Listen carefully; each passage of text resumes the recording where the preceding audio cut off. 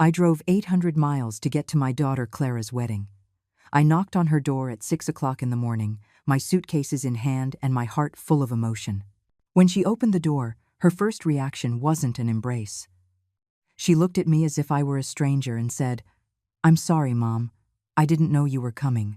In that moment, something inside of me broke. 71 years lived, 800 miles driven, and my own daughter was acting as if my presence were an inconvenience. But that was nothing compared to what came next. My son-in-law, Julian, appeared behind her with that phony smile that had always given me a bad feeling, and he let slip the words that would change everything forever.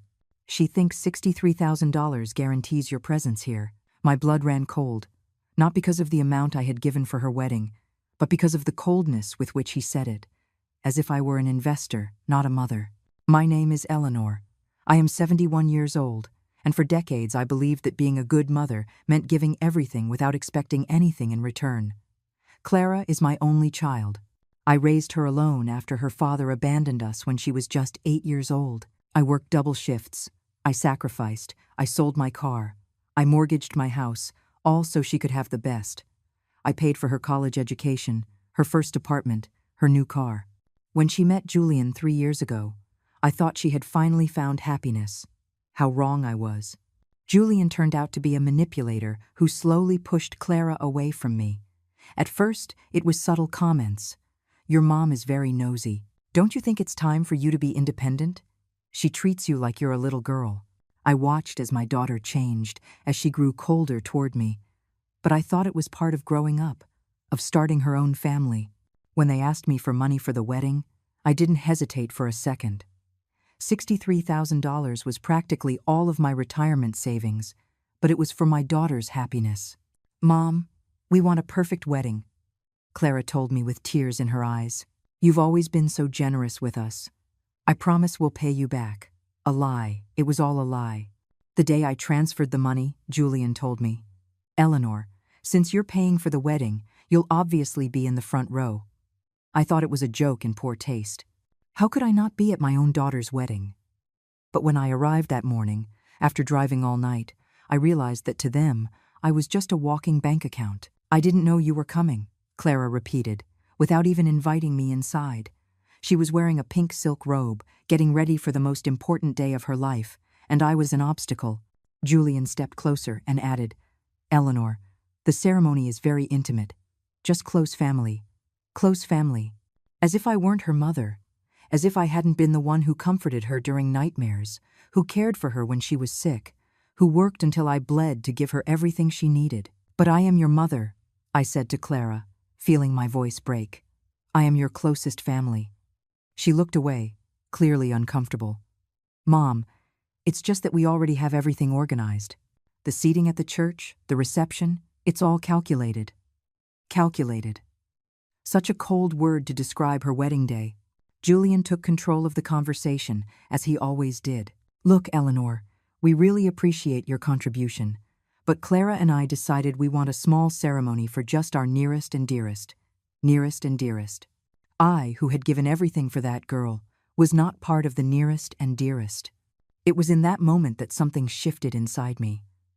A coldness I had never felt before spread through my entire body. I looked at Clara, searching her eyes for any trace of the child I had raised, but I only found indifference. I had raised a stranger.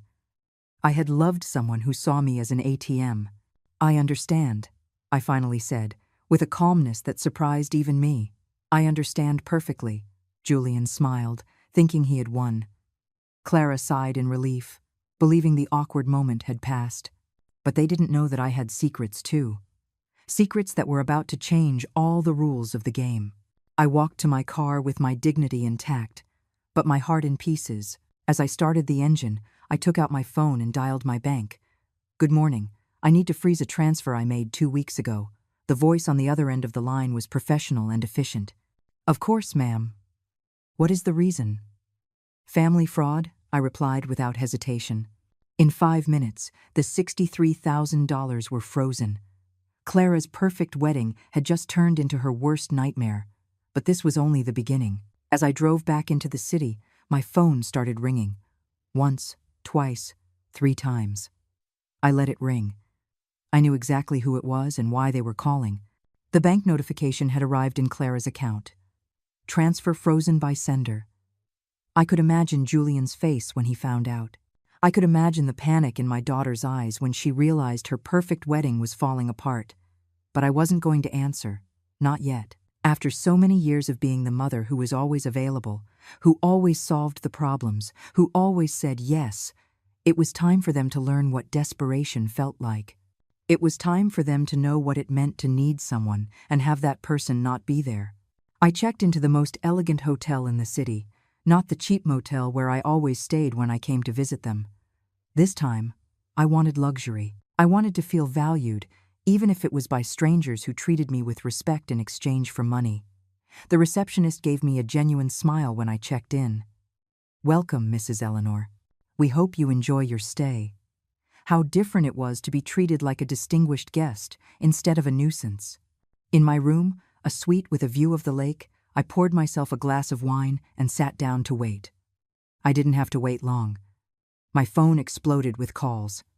First call, Clara. Second call, Julian. Third call, Clara again. Fourth call, an unknown number, probably Julian from another phone. Fifth, sixth, seventh call. I let them all go to voicemail. Finally, I decided to listen to the messages. Clara's voice sounded desperate. "Mom, please, I need to talk to you. There was an error with the bank. Call me, please." An error.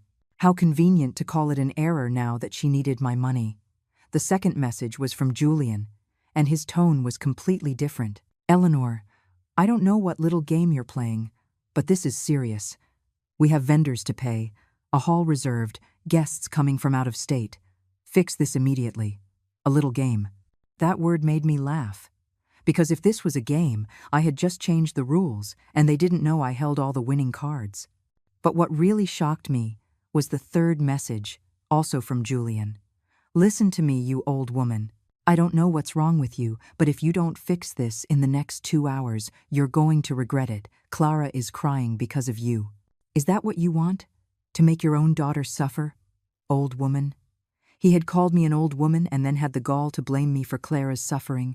That was the last straw. I picked up my phone and dialed my lawyer's number.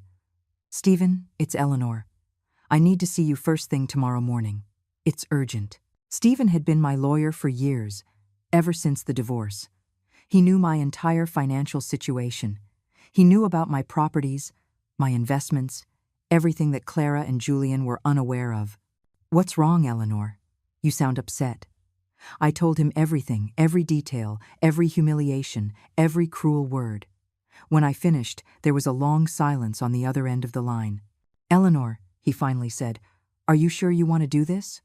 Once we start, there's no going back." "Stephen, for 71 years I have been too good, too understanding, too generous. They have used me, manipulated me, treated me as if I were worthless. No more. I want them to know exactly who they messed with." That night, as I dined alone in the hotel's elegant restaurant, my phone continued to ring. I counted the calls, 41 in total. 41 desperate calls from 2 people who had never called me just to ask how I was. 41 calls from 2 people who only remembered me when they needed something. But the calls weren't the worst part. It was the text messages. 12 messages that went from pleading to threats in a matter of hours. Clara started with, "Mom, please call me. We can talk about this later." Then, "I don't understand why you're doing this. I thought you wanted me to be happy." And finally, "If you ruin my wedding, I will never forgive you." But it was Julian's text that truly showed me his true colors. "Eleanor, this is ridiculous. Behaving like a child won't get you anywhere." Then, we get the message. "You wanted attention? You've got it. Now give the money back." And the last one, the one that made me laugh out loud. "You're a bitter old woman who can't stand to see her daughter happy. You've always been a manipulator." A manipulator. Me. The woman who had given everything without asking for anything in return. The woman who had worked herself sick to pay for my daughter's whims. The woman who had kept silent when Julian filled her head with foolish ideas about my supposed interference in their relationship. I couldn't sleep that night, not from guilt or regret, but from adrenaline. For the first time in years, I felt powerful. I felt in control. I felt like the main character in my own life instead of a supporting character in the lives of others. At 3 in the morning, I decided to do something I had never done before: check Clara's social media. What I found both broke my heart and strengthened my resolve. Photo after photo of her showing off her engagement ring, her ivory wedding dress, her honeymoon plans. I wasn't in any of those posts. She never mentioned me in any of her stories. It was as if I didn't exist. But what hurt the most was a post she had made the week before. So grateful to my future husband for teaching me how to be independent. I finally understand that true love isn't dependence, it's freedom. Thank you, Julian, for helping me cut the chains that were holding me back. Chains. I was the chains. My motherly love, my sacrifice, my dedication, all of that was chains to her. Julian had brainwashed her so thoroughly that she no longer saw my love as love, but as manipulation. She no longer saw my generosity as generosity, but as control. It was in that moment that I made my final decision. It wasn't just about the wedding money. It wasn't just about the humiliation of that morning. It was about years of being invisible, of being taken for granted, of being treated like a resource instead of a person. I took out my laptop and began writing emails to my contacts, researching my rights, making plans for the next few days. If Clara and Julian wanted a war, they were going to get one. But this time, I had the heavy artillery.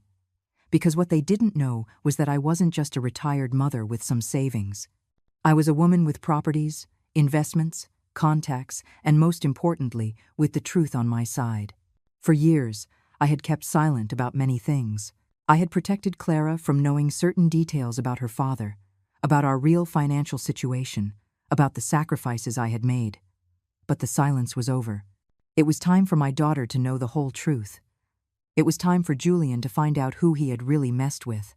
The sunrise found me awake, dressed, and ready for battle. 41 missed calls glowed on my phone's screen. 12 threatening messages waited to be answered. But I was no longer the Eleanor of yesterday. I was no longer the mother desperate to please her daughter. I was a woman who had decided to reclaim her power. And this was just the beginning. At 7 in the morning, my phone rang again. This time, I answered. It was Clara, and her voice sounded broken. "Mom, please, we need to talk. Come to the house." Her tone had completely changed. It was no longer the coldness of yesterday, but pure desperation. "Good morning, Clara," I replied with a calm that surprised even me. "How did you sleep?" "Mom, don't play games with me. You know exactly why I'm calling. The bank says you froze the money. Why would you do something like that?" Her voice broke at the end of the sentence. For a moment, I almost felt pity. Almost. But then I remembered her words from yesterday. "I didn't know you were coming." I remembered Julian's contemptuous face. I remembered how they had treated me like a stranger after I drove 800 miles to be there on the most important day of her life. "Clara, I think it's time we had a conversation we should have had a long time ago," I said. "But it's not going to be at your house. If you want to talk to me, we'll meet in the lobby of the Lakeshore Grand Hotel at 10 o'clock, and you come alone." "Alone? Why alone? Julian is my husband. He has a right to be present in our family conversations." There it was again. Julian controlling even the conversations between a mother and daughter. "Clara, Julian is not your husband yet. And if you want me to unfreeze that money, you either come alone or you don't come at all. You decide." There was a long silence. I could imagine her consulting with Julian, asking for permission to speak with her own mother. Finally, she sighed. "Fine, I'll be there at 10. She hung up without saying goodbye. How far my little girl had strayed from the loving daughter who used to say, "I love you, Mom," before hanging up the phone. But I had more important things to do before that meeting. I called Stephen. "Good morning. Can we move up our appointment? I need to see you before 10. "Of course, Eleanor. How serious is this?" "Stephen, we're going to change my will. Completely." An hour later, I was in Stephen's office, signing documents that Clara could never have imagined existed. "Are you absolutely sure about this, Eleanor?" He asked me for the third time. "This is a very drastic decision." I looked him straight in the eye. "Stephen, for years, I have been a mother. I have put my daughter's needs before my own. I have sacrificed my happiness, my comfort, my dreams for her. And yesterday, I discovered that to her, I am just a bank account. I am more sure of this than anything else in my life. The documents were ready. Stephen explained every detail, every consequence. Once you make this public, Clara is going to know exactly what she's losing. Are you prepared for that conversation? I smiled for the first time in 24 hours. Stephen, I've been preparing for that conversation my whole life. I just didn't know it. I arrived at the hotel 5 minutes before 10. Clara was already there, sitting in a lobby armchair with her eyes red from crying. She was wearing a light green dress I had given her last year for her birthday. She looked small, fragile, like the little girl I used to comfort when she had nightmares. For a second, my mother's heart softened, but then I remembered Julian's words. She thinks $63,000 guarantees your presence. Mom, she said, standing up as she saw me, and tried to hug me. I took a step back. Sit down, Clara. We have a lot to talk about. Her eyes filled with tears when she saw me reject her embrace. Mom, why are you acting like this? I don't recognize you. You don't recognize me? That's interesting, because I didn't recognize my daughter yesterday when she shut the door in my face. After I drove 800 miles to be at her wedding, I sat across from her, maintaining the distance. Tell me, Clara, at what point did you decide that your mother didn't deserve to be at the most important day of your life? Mom, it wasn't like that. It's just complicated. Complicated?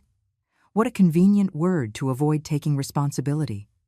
Julian thought it would be better to have an intimate ceremony for only the closest family. And I'm not close family. The woman who gave birth to you, who raised you alone, who worked double shifts to give you everything you needed, she's not close family? The tears started to stream down her cheeks. Of course you're close family. You're my mother. But Julian says you've always been very intense with me, that I need space to create my own family. Intense. That's the new word they found to describe my motherly love. I leaned forward. Clara, let me ask you a very simple question. Who paid for your college? You did, Mom, but who bought you your first car? You did. But who lent you the money for the apartment where you live now? You did, but I don't see what that has to do with anything. And who gave you $63,000 for your perfect wedding? Her face turned pale. You did, Mom. You've always been generous with me. That's why I don't understand why now. Why now what, Clara? Why now am I refusing to be treated like an ATM? Why now am I refusing to be invisible in my own daughter's life? You're not invisible. You're very important to me. Her voice sounded desperate. Important. Clara, yesterday, your fiancé told me that you two believed $63,000 guaranteed my presence at the wedding, as if I were a guest who had bought a ticket, as if my place in your life depended on how much money I gave you. Julian didn't mean it like that. He was just nervous about the wedding. You know how people get when they're stressed. There she was again, defending Julian, justifying the unjustifiable. Clara, do you know what the saddest part of all this is? You can't even see when someone is manipulating you anymore. Julian has brainwashed you so well that you now believe your mother's love is toxic. He hasn't brainwashed me. Julian helps me be independent. He helps me grow as a person. Independent. How ironic. Independent, Clara. You're not independent. You've gone from depending on me to depending on him. The difference is, I never made you feel guilty for needing me. That's not true. Julian truly loves me. He wants what's best for me. What's best for you, and what's best for you includes humiliating your mother on your wedding day? It includes treating me like a stranger after everything I've done for you? Clara stood up, clearly agitated. Mom, stop. I came here to ask you to unfreeze the money. The wedding is tomorrow. We have everything paid for with that money. If you don't release it, we're going to be humiliated in front of all our guests. Oh, so now you need me. Now I'm important. What a coincidence that your filial love shows up just when you need something from me. I stood up too, looking her directly in the eye. Tell me one thing, Clara. In the last 6 months, how many times did you call me just to see how I was doing? How many times did you come to visit me without asking for something? Her silence was more eloquent than any answer. Exactly. 0 times. The only time you talk to me is when you need something. Money, favors, for me to watch your dog when you go on trips. But you never call just because you miss your mother. That's not true. I love you, Mom. You love me? Really? Then tell me, when was the last time you said I love you without it being attached to a request for money? Again, the silence. Another nail in the coffin. Clara, I'm going to tell you something I've never told you. Something I've kept secret all these years because I wanted to protect you. Her eyes widened with curiosity and fear. When your father left us, I had two options. I could have gone with him, as he asked, and left you with my sister. Or I could stay with you and raise you by myself. Dad asked you to go with him? Her voice was barely a whisper. Yes, Clara. Your father asked me to leave everything and go with him to start a new life without you. He said you were too young, that you wouldn't remember us, that my sister would raise you well. Tears streamed freely down her face now. I chose to stay with you. I chose to be a single mother. I chose to sacrifice my chance at a new life because you were more important than anything in the world. My own voice broke, and now, 43 years later, my own daughter treats me like I'm an inconvenience. Mom, I didn't know. No, Clara, you didn't know because you never asked. You were never interested in how much it cost to raise you alone. You were never interested in how many nights I stayed up wondering if I was doing the right thing. You were never interested in the fact that I turned down 3 marriage proposals because no man was ever going to be more important than my daughter. The hotel lobby had become our stage of pain. Other guests glanced at us discreetly, but I no longer cared. This conversation had to happen. Do you know what the most painful part of all this is, Clara? You've become the very thing I tried to prevent. You've become someone who abandons their family when they no longer need them. Clara collapsed into the armchair, sobbing uncontrollably. Mom, I didn't want to hurt you. It was never my intention. It's just that Julian says, Enough, I shouted, and the entire lobby turned to look at us. Enough of, Julian says. Julian thinks. Julian's opinion. Where is Clara in all of this? Where is my daughter who had a mind of her own? I don't know what to say. Her voice was that of a lost child. Julian helps me see things differently. He says you've been very controlling, that you never let me grow up. Controlling. There was that word again. Clara, tell me something. When have I controlled you? When have I forbidden you from doing something you truly wanted to do? Well, you always had an opinion about my boyfriends. An opinion, not a prohibition. Remember David? That boy who hit you in college. Do you remember what I told you? Her eyes filled with recognition. You told me that no man had the right to lay a hand on me. Exactly. And was that control? Or was that a mother's protection? It was protection, she admitted in a low voice. And what about Evan, the one who cheated on you with your best friend? Do you remember what I told you? You told me I deserved someone who respected me. And was that control? Or was that love? Silence. So, explain to me how Julian has convinced you that my love is control and his manipulation is freedom. Clara fell silent, processing my words. I could see the confusion in her eyes, the internal struggle between what she felt and what she had been taught to think. Mom, Julian doesn't manipulate me. He loves me. He loves you, Clara? A man who loves you doesn't push you away from your mother. A man who loves you doesn't make you choose between him and your family. A man who loves you doesn't convince you to treat the person who has loved you most in your life poorly. But he says I need to be independent. Clara, look around you. Look at this luxurious hotel where I'm staying. Do you think a dependent woman can afford this? Do you think a woman with no resources can freeze $63,000 as if it were pocket change? Her eyes widened in surprise. I hadn't thought of that. No, because Julian has made you believe I'm a needy old woman who depends on you too. But the reality is very different, my love.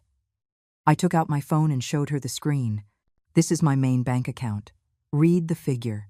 Her eyes widened like saucers. Mom, is this real? Very real. And this is just one of my accounts. Do you want to see the others?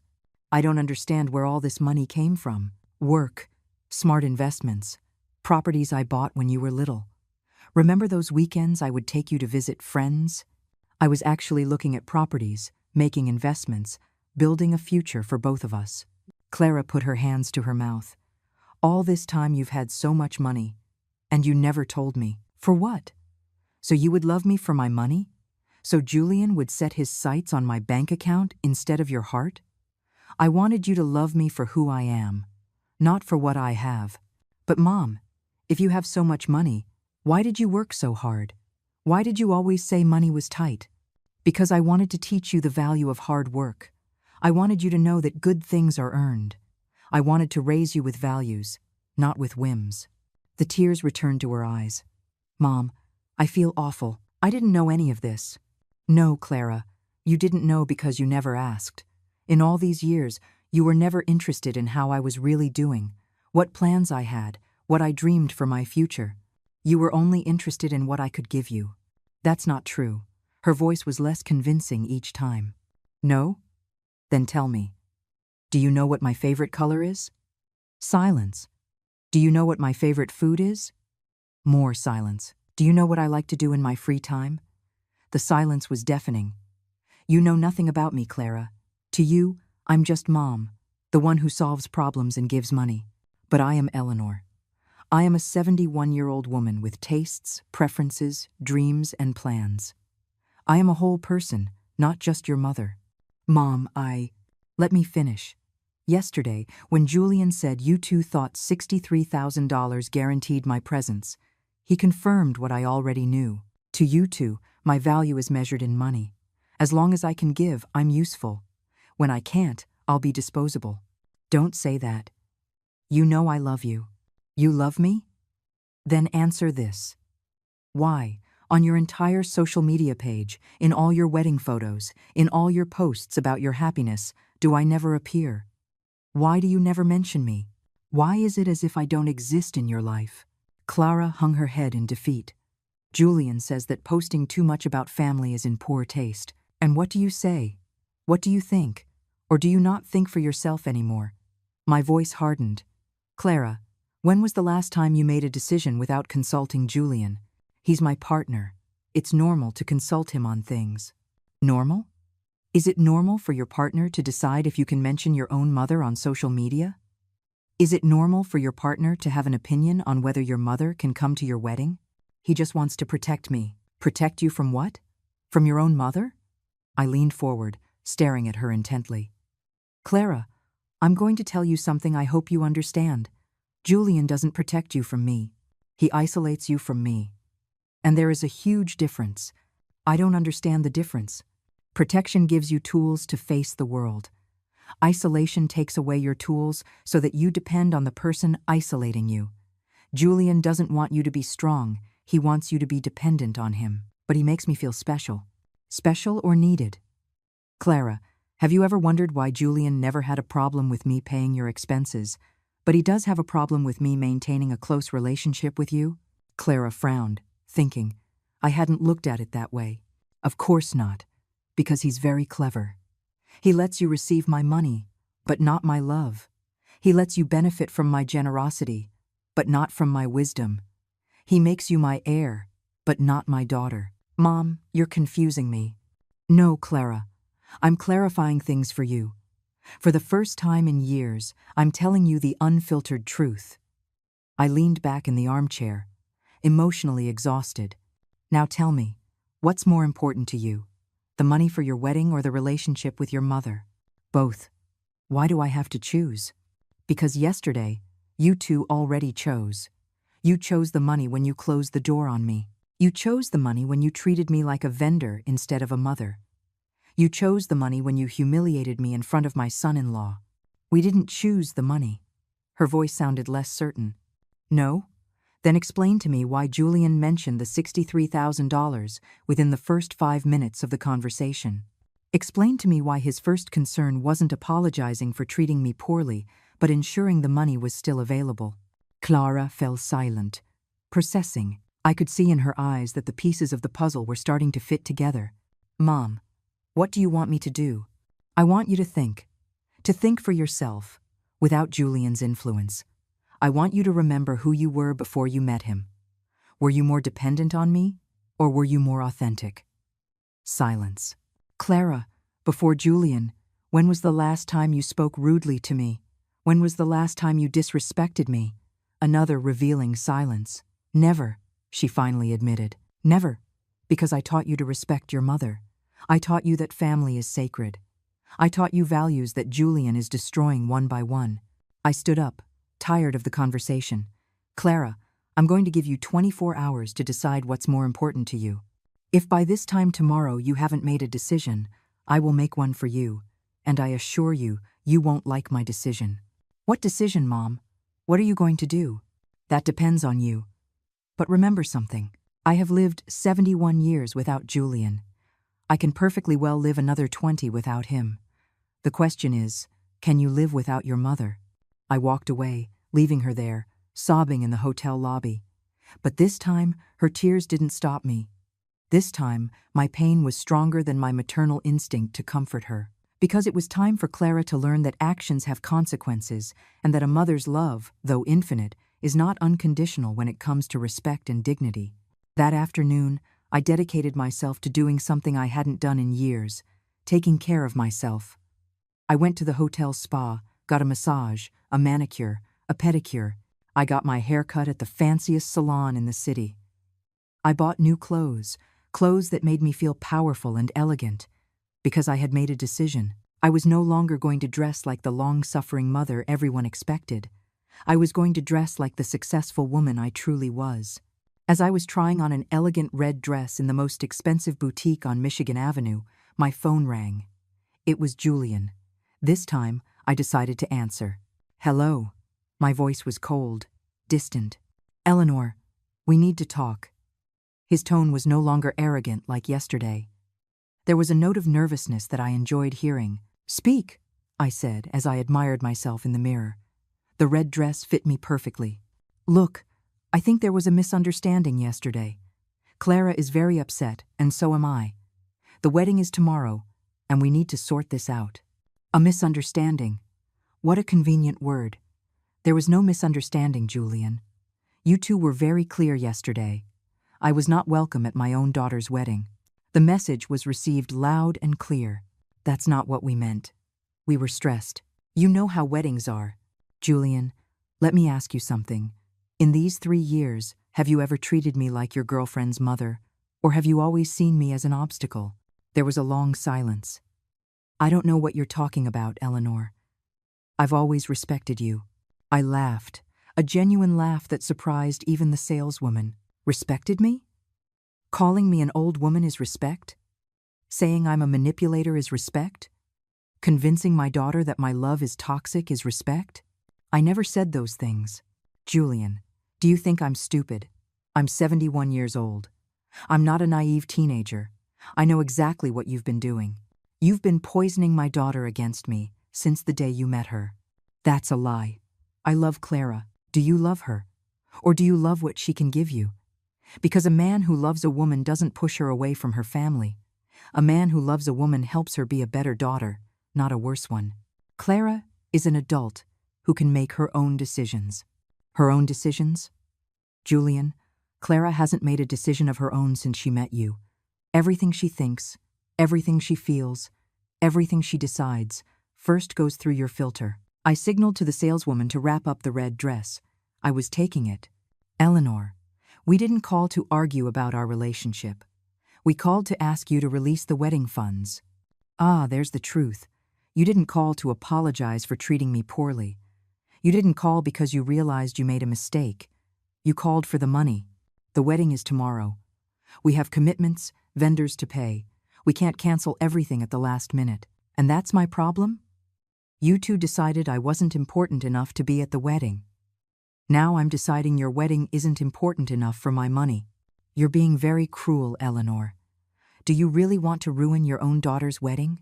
Cruel. That word stopped me in my tracks. Julian, do you know what's cruel?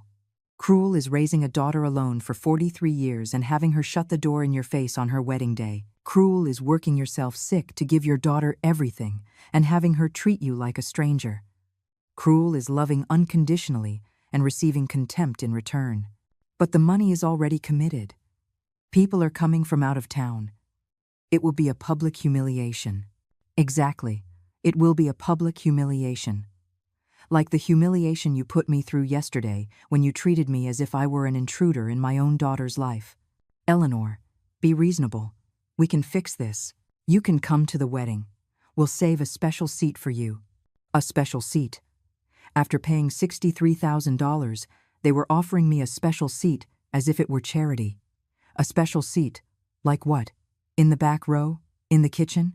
Or maybe standing outside watching the cars? My voice grew harder with each word. Don't offer me crumbs after you've taken the whole banquet. Fine, fine. Front row, next to Clara's parents. Julian, I am Clara's mother. I don't need to be next to the parents.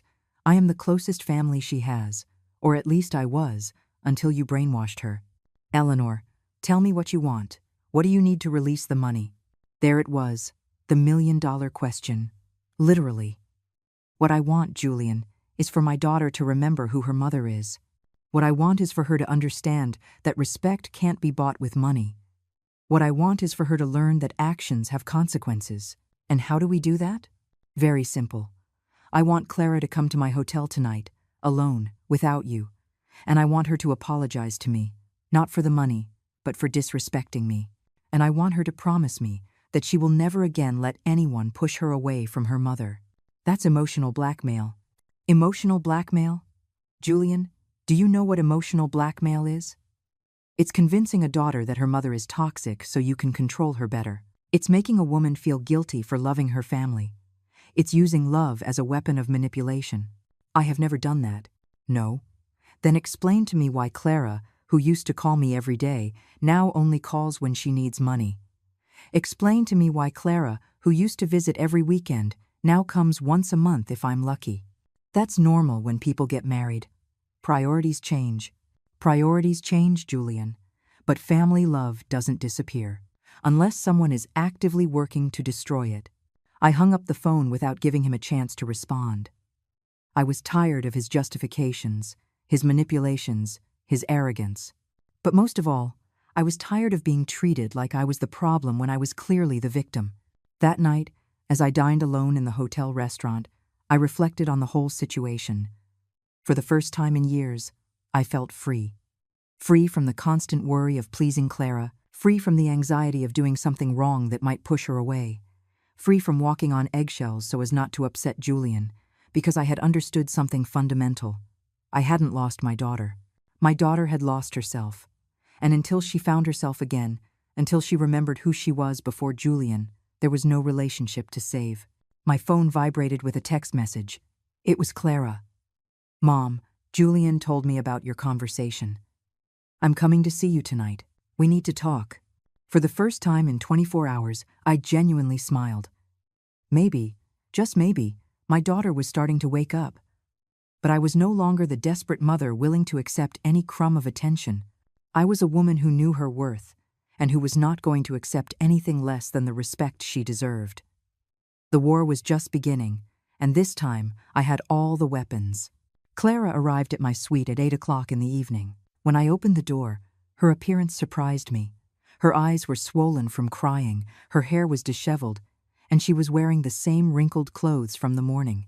She looked destroyed, but for the first time in years, she had come alone. Come in, I said, remaining composed. She entered slowly, looking at the elegant suite in awe. Mom, this place is incredible. Yes, it island. When you value yourself, you treat yourself as you deserve, I replied, pouring 2 glasses of wine. Do you want one? Yes, please. I need something to calm my nerves. She took the glass with trembling hands. Mom, I've been thinking all day about our conversation this morning, and I think you were right about a lot of things. About a lot of things? No, Clara, I was right about everything. My voice was firm, but not cruel. The question is whether you're ready to admit it. She sat on the sofa, burying her head in her hands. I don't know what's wrong with me, Mom. It's like I've lost the connection to myself. You didn't lose it, my love. It was taken from you. I sat across from her, studying her face.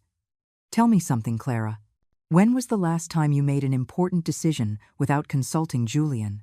She looked up, confused. I don't understand the question. It's very simple. When was the last time you said, "This is what I want," regardless of his opinion? Clara thought for a long time. I don't remember. Exactly. Because for 3 years, you haven't been you. You've been the version of you that Julian needs you to be. But he loves me. He tells me I'm perfect for him. Clara, have you ever wondered why you're perfect for him? Is it because he truly knows and accepts you for who you are? Or is it because you've molded your personality to fit what he wants? The tears started to run down her cheeks again. Mom, I'm so confused. Julian says he's helping me grow, but you say he's controlling me. I don't know who to believe. Don't believe anyone, Clara. Believe yourself. Listen to your heart, not to outside voices. But how do I do that? I don't even know what my own voice is anymore. Let's start with something simple. Tell me, did you really want such a big, expensive wedding? Clara frowned. Actually, I always dreamed of something more intimate. A small ceremony on the beach with close family. And why wasn't it like that?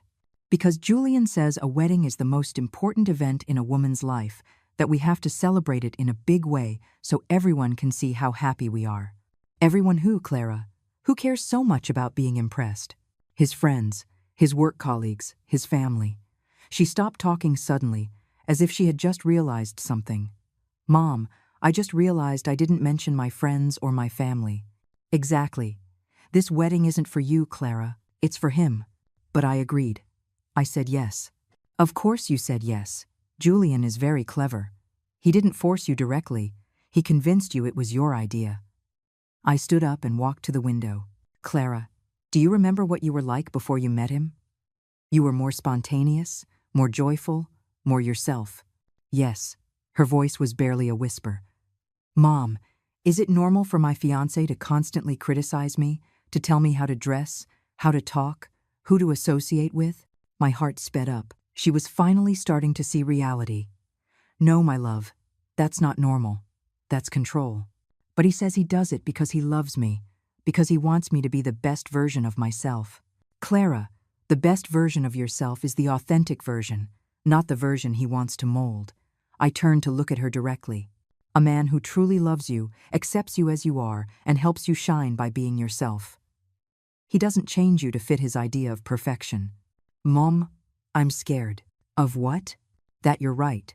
That I've made a terrible mistake. That tomorrow I'm going to marry someone who doesn't really know me. And what scares you most about that? That it's too late to change my mind. She stood up abruptly, pacing the room. Mom, everything is paid for. The guests have already arrived. Julian's family came from another state. If I cancel now, it's going to be a horrible scandal. Clara, would you prefer a one-day scandal or a lifetime of unhappiness? My question stopped her in her tracks. A marriage isn't an event, my love. It's a whole life. And if you have doubts now, imagine yourself in 10 years. But Julian will be furious. He'll say I'm crazy, that I'm irresponsible. And does that matter more to you than your own happiness? No. But there are no buts, Clara. Either your happiness is more important than his anger, or it isn't. It can't be both. Clara sank back onto the sofa. Mom, if I cancel the wedding, I'll lose Julian.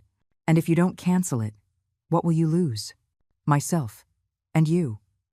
The admission came out like a painful whisper.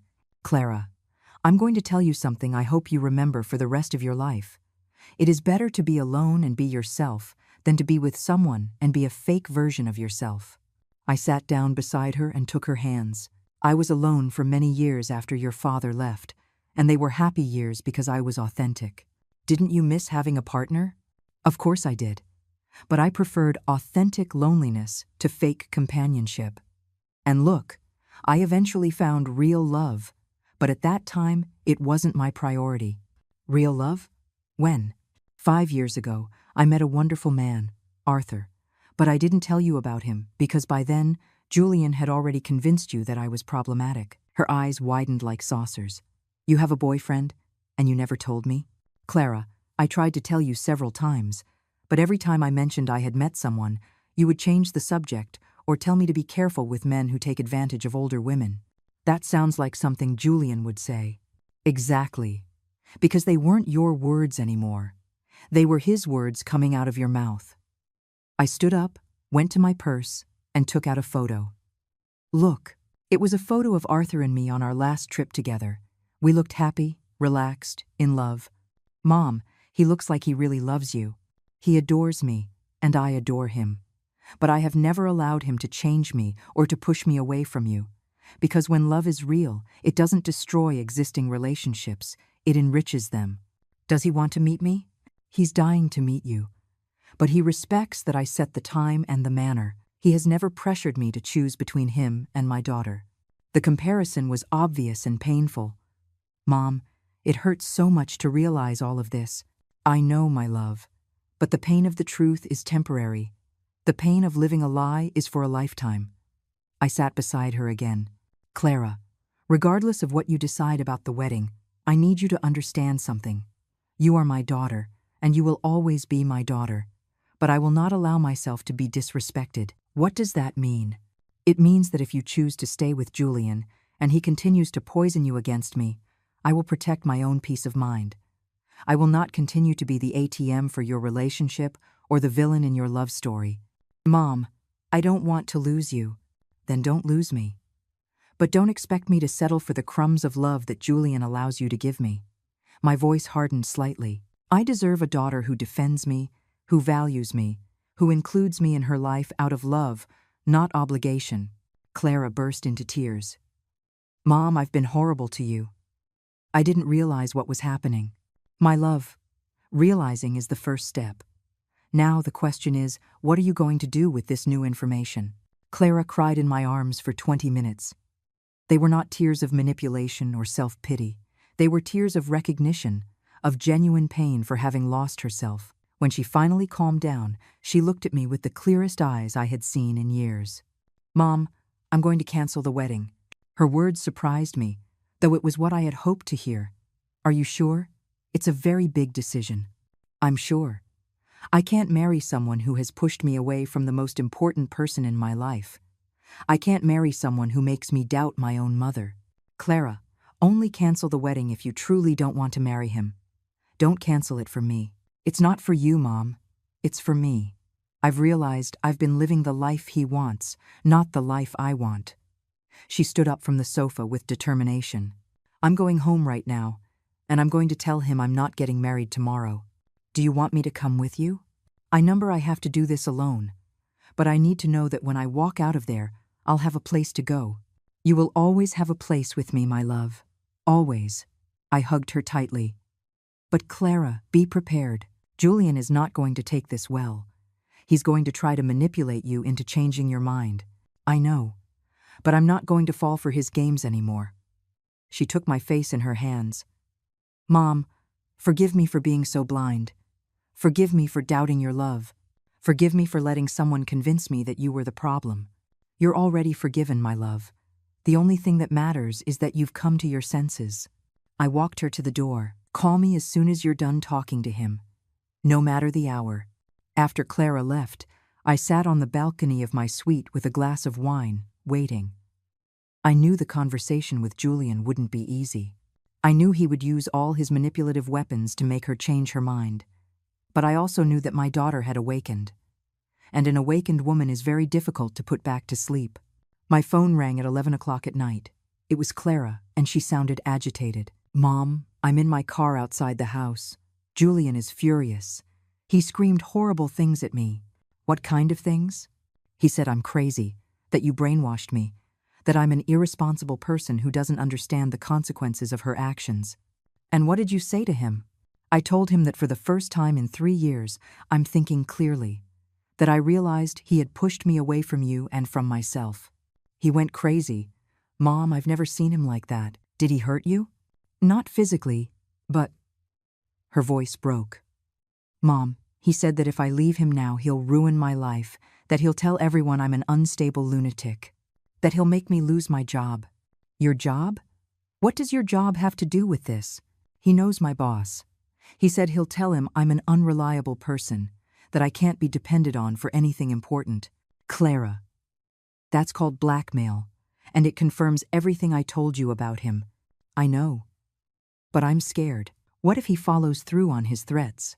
My love, a man who threatens you to stay with him doesn't love you. He possesses you. And possession is not love. Mom, can I come to the hotel? I don't want to go back into the house. Of course. Come immediately. 20 minutes later, Clara arrived at my suite with a small suitcase. She looked pale but determined. I just packed the essentials. I'll come back for the rest of my things tomorrow when he's not there. How did he take the news of the cancellation? At first, he tried to convince me it was just pre-wedding jitters. Then he got angry and started screaming at me. Finally, when he saw I wasn't going to change my mind, he became cold and calculating. That's when he made the threats. Clara, that shift in strategy is typical of manipulators. First, they try to persuade you, then they intimidate you, and finally, they threaten you. I sat on the bed next to her. How are you feeling? Scared, but relieved. It's like I've woken up from a nightmare. And what are you going to do tomorrow? The guests will be arriving, expecting a wedding. I've already thought about that. I'm going to go to the church early and explain personally to the closest family members. For the rest, we'll put a sign at the entrance. A sign? Yes. It will say, "The wedding has been canceled by the bride's decision. We apologize for the inconvenience." Simple and direct. I was surprised by her resolve. And Julian? Julian can do whatever he wants. He can make up whatever stories he can think of. The people who truly know me will know I'm not crazy. Clara, I am so proud of you. I know this isn't easy. No, it's not easy. But Mom, for the first time in years, I feel like myself. And do you know the best part of all this? What's that? That I don't have to ask anyone for permission to be who I am. That night, Clara slept in the second bedroom of my suite. But before we went to bed, we did something we hadn't done in years. We stayed up late talking, not about problems or drama, but about dreams, plans, happy memories. For the first time in a long time, my daughter was my daughter again. Mom, will you tell me more about Arthur? Do you really want to know? Yes. I want to know your life, not just be a part of it. I told her about Arthur, about our travels, about how he had brought back the joy of being loved for who I truly am. When am I going to meet him? When you're ready. No pressure, no hidden agenda. Only when you feel you want to meet the man who makes your mother happy. I want to meet him, Mom. I want you to know that I support your happiness.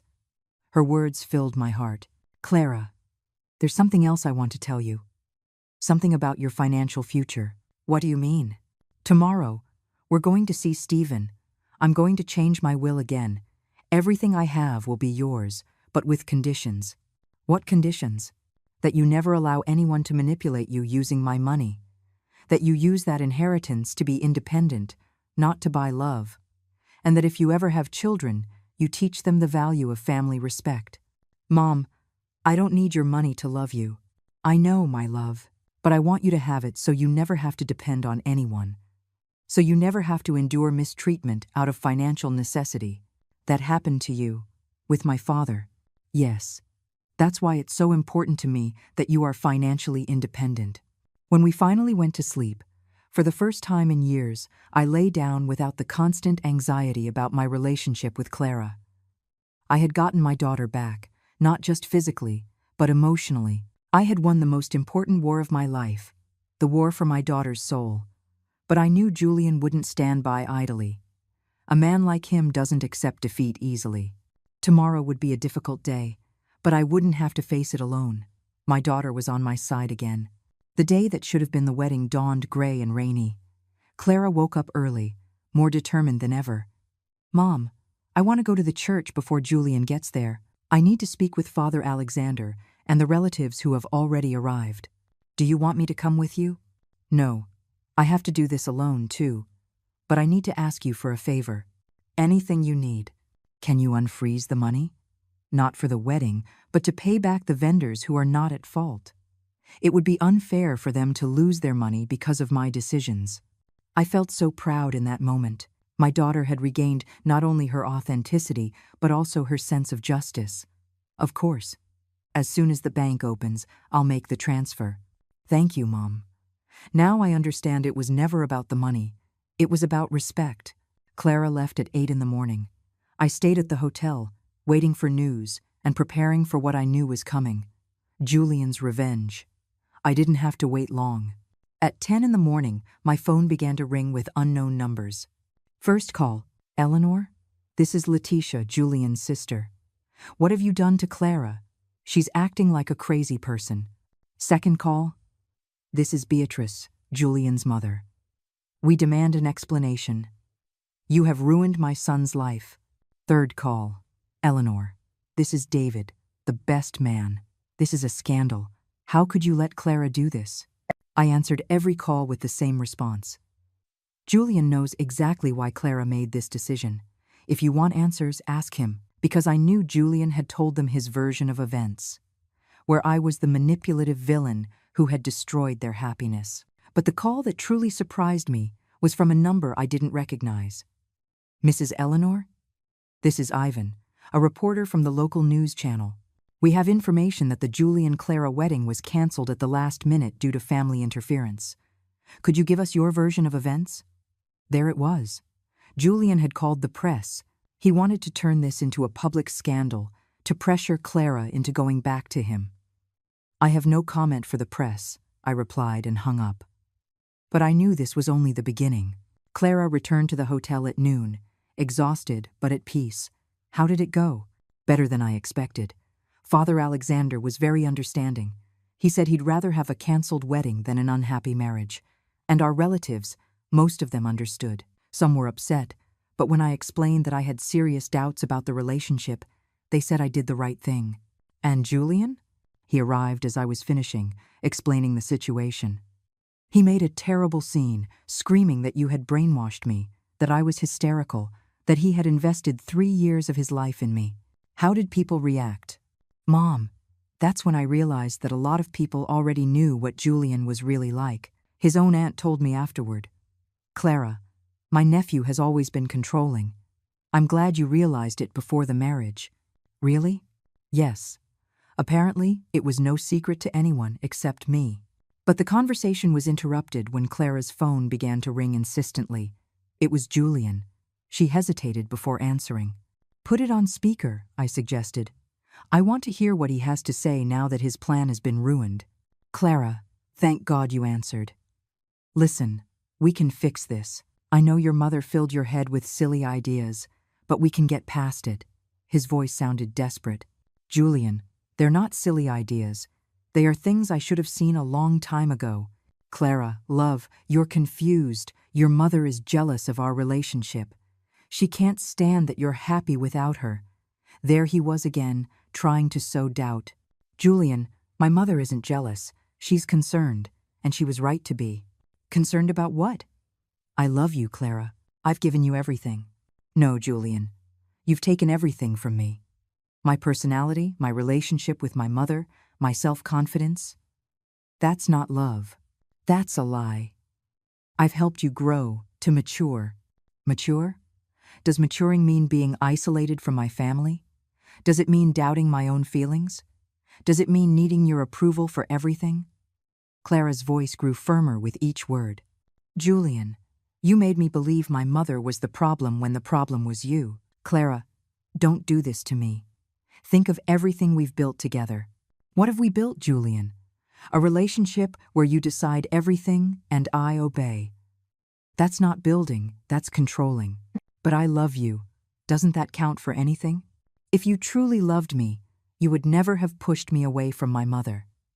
If you truly loved me, you would have helped me be a better daughter, not a worse one. Clara looked at me as she spoke, and I saw in her eyes a strength she had lost years ago. Julian, this is over.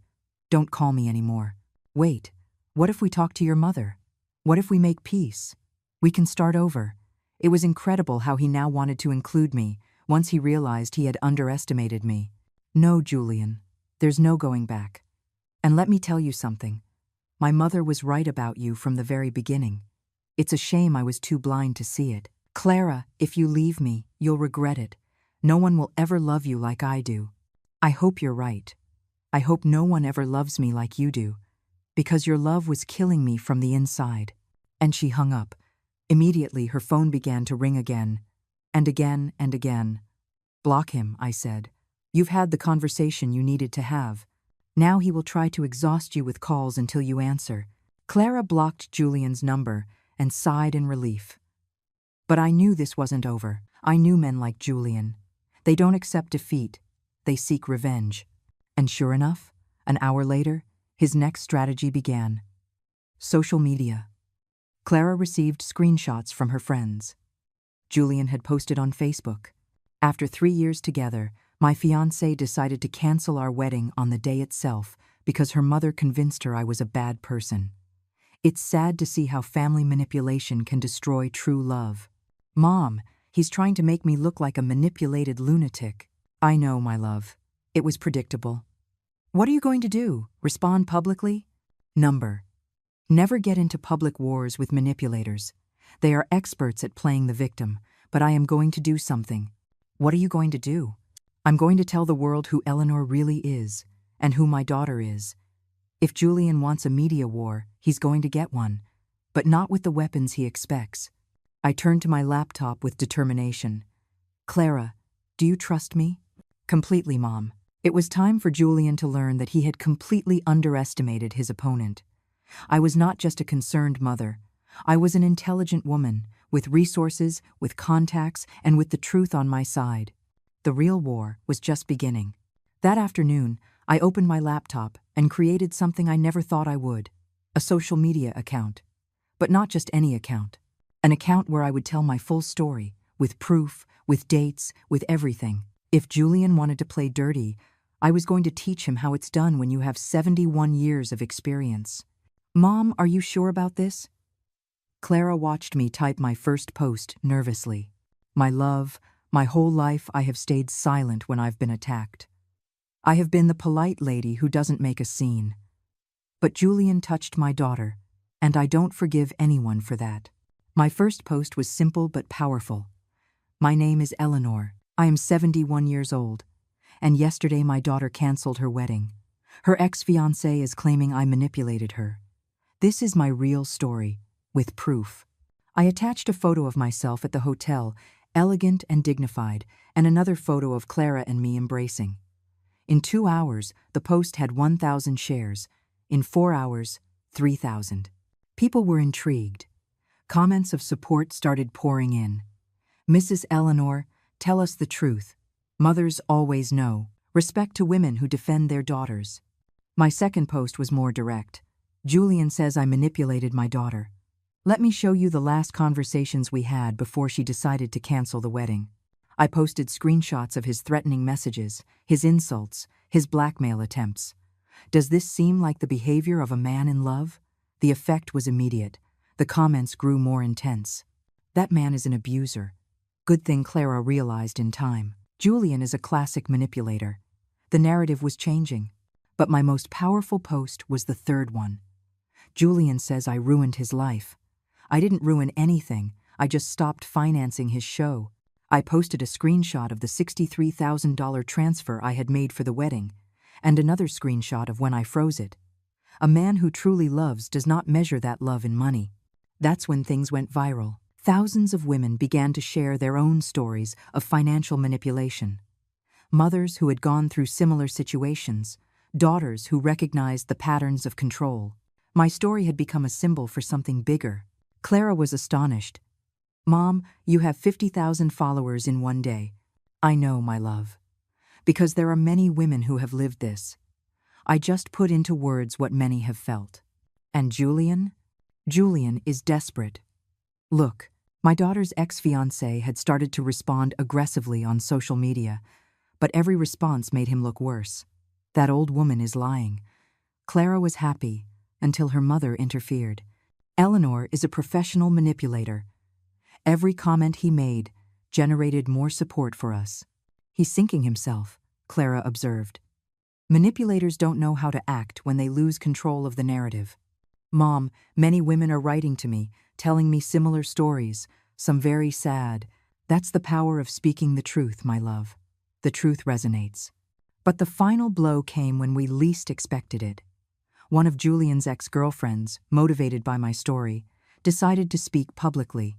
Her name was Letitia, and she had dated him for 2 years before he met Clara. Her testimony was devastating. Julian did the exact same thing to me. He pushed me away from my family, controlled my money, made me believe my mother was toxic. When I finally realized it and left him, he also tried to ruin my reputation. Seeing Clara go through the same thing breaks my heart, but I'm so glad she had a mother like Eleanor to defend her. After that testimony, 3 more women came forward, all with nearly identical stories. Julian had a pattern. Clara hadn't been his first victim, but thanks to me, she had been his last. Mom, I feel horrible for all those women. Don't feel horrible, my love. Feel grateful that you realized in time. And feel proud that your story will help other women recognize the signs. A week later, Clara and I were at my house, packing up her things from the apartment she had shared with Julian. He had disappeared from social media after the scandal. He had lost his job when his boss saw all the material that had gone viral. His reputation was ruined. Do you feel bad for him? I asked Clara as I folded her clothes. I feel bad for the person I was when I was with him, but not for him. Number. And how do you feel now? Free. For the first time in 3 years, I feel completely free. That afternoon, as we were having coffee in my garden, Clara asked me a question that surprised me. Mom, when am I going to meet Arthur? Are you sure you want to meet him? More than sure. I want to meet the man who makes my mother happy, and I want to apologize to him for all the time we wasted because of me. I called Arthur that very night. My love, there's someone who wants to meet you. Clara? Yes, she's ready. Eleanor, I have waited for this moment for 5 years. You don't know how happy you make me. The introductory dinner was the next day. Arthur arrived with flowers for both of us, and with the most genuine smile I had seen in years. Clara, your mother has told me so much about you that I feel like I already know you. Mr. Arthur, I'm so sorry you had to wait so long for this moment. There's nothing to be sorry for, my dear. The important thing is that we're here now. Throughout the dinner, I watched how Arthur naturally included Clara in our conversations, how he respected my role as a mother, how he never tried to compete for my attention.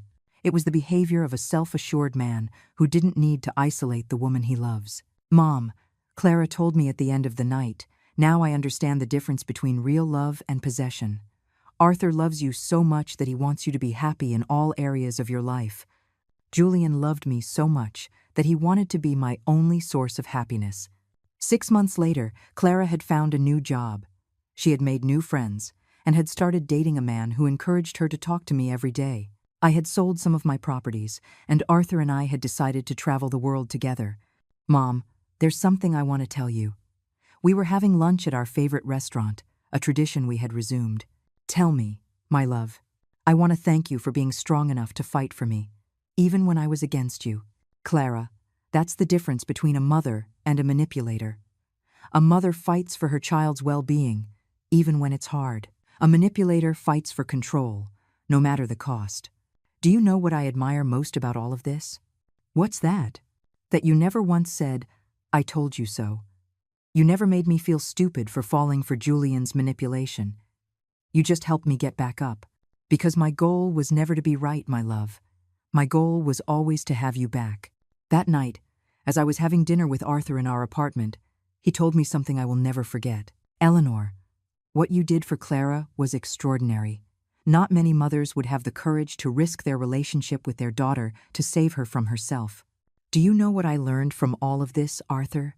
What's that? That true love sometimes requires being brave.